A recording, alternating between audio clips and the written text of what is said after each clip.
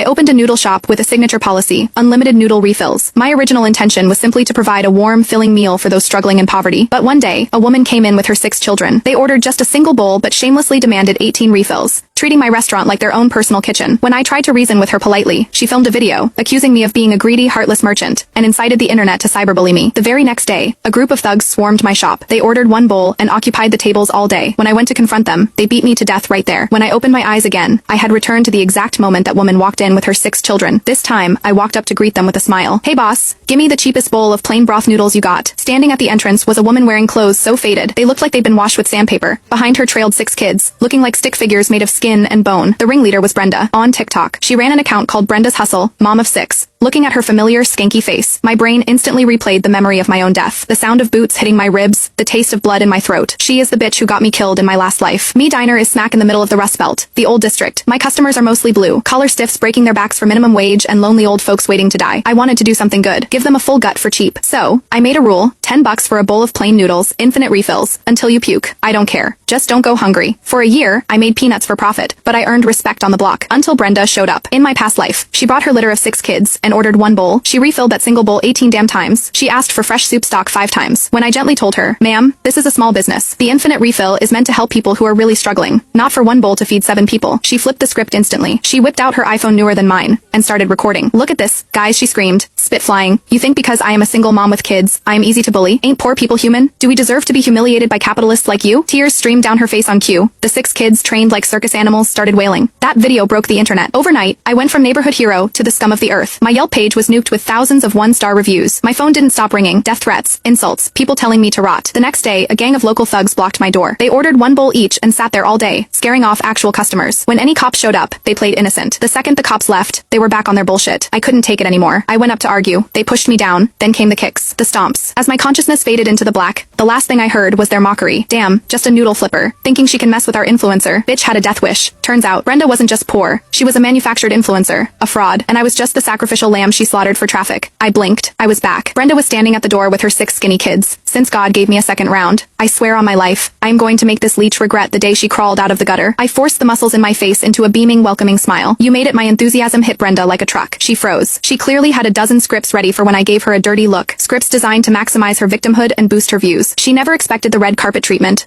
Boss, hey, don't mention it." I cut her off, quickly shoving 2 tables together to make a banquet setup. I poured 7 glasses of hot water. The kids look frozen. Drink up, warm up that stomach. The suspicion in Brenda's eyes faded, replaced by a glint of pure, unadulterated greed. She probably thought I was just another brain, dead do, gooder, an easy mark. She cleared her throat, starting her routine. "Boss, we're tight on cash. We just want one bowl of the plain noodles." She dug around in her pocket for an agonizing minute, pulling out a fistful of crumpled bills. "Exactly $10. I took the money with a grin. "You got it." I turned to the kitchen. But instead of boiling water immediately, I went to the back office. I adjusted the security cameras, tweaking the angle until Brenda's table was in crystal clear 4K resolution. Then, I cooked the noodles. "Here we go." Brenda grabbed the chopsticks immediately. Under the starving gaze of the 6 kids, she inhaled the entire bowl herself in about 30 seconds. Boss Brenda licked her grease, stained lips and shouted with entitlement. Coming, I didn't hesitate. I refilled it instantly. Then the second refill, the third, the fourth. I kept smiling. My service was impeccable. I was moving like a machine. Brenda got bolder. Her demands for refills got louder. She even set up her phone on a tripod, openly filming. Watching her, I chuckled internally. This woman is a special kind of evil. She is waiting for my patience to snap. She wants me to sigh, roll my eyes, or tell her to leave. That is the money shot she needs to cry victim. "Too bad, honey. I am not giving you shit." Other customers started whispering. Old man Hank, a sanitation worker who swept the streets nearby, looked at me with worry. "Hey boss, you know she is." I smiled at him and shook my head slightly. "Don't worry about it, Hank. I want Brenda to perform. The harder she dances, the harder she falls." By the 19th bowl, Brenda was getting restless. I wasn't taking the bait, so she decided to switch tactics. She cleared her throat, looked into her phone camera with a brave but tearful expression. "Fam, look at this. The owner is actually so nice. We ate so much and she hasn't complained once. Unlike those other shady businesses people talk about, we're so lucky to meet a good person when we're struggling. She is setting the trap. Build me up high first. That way, if I show even a tiny bit of annoyance later, the contrast will be shocking. It makes the betrayal more dramatic. It enrages the internet mob more. She knows exactly how to manipulate the algorithm." I laughed inside, but kept the customer service mask welded to my face. "Hey, don't say that." I shouted it loud enough for the whole room to hear. The other diners cheered. A flash of annoyance crossed Brenda's face. She didn't want a heartwarming moment. She wanted conflict. Her eyes darted around. She had another idea. Boss, you are a saint. But just noodles. It doesn't really stick to the ribs, you know? Since you are such a good person, maybe throw on some free meat sauce for the kids. The plain noodles are the loss leader. The bolognese. That is $25 a bowl. She was pushing her luck, trying to break me. In my last life, this is where I said no. That is when she went nuclear. This time I nodded like a bobblehead. No problem at all. I went to the kitchen, scooped up a massive ladle of rich, savory meat sauce, pure beef, and drowned the fresh noodles in it. Here Brenda was stunned silent. All the nasty lines she had prepared were stuck in her throat. She looked at me like I was mentally handicapped. Who lets someone rob them blind and says thank you? The other diners weren't looking at me with pity anymore. They looked at me with reverence. The owner is a saint. Yeah, not many good hearts left in this city. Brenda heard the whispers. Her face turned green, then white. She needed hate clicks. Not a feel good story about me, but the trap was set. She had to keep eating. 20th bowl, 25th bowl, 30th bowl. By bowl 30, the kids were slumped in their chairs, looking green. They looked like they were about to explode. Brenda's stomach was distended like a balloon. She couldn't force down another bite, but she wasn't happy about getting $200 worth of free food. She was pissed because her skit failed. She glared at me with pure venom, like I'd killed her father. She mumbled a hurried thanks and dragged the 6 kids out the door, fleeing the scene. I stood in the doorway, watching her waddle away, and rubbed my stiff cheeks. You think this is over, Brenda? Oh no, honey. The show is just starting.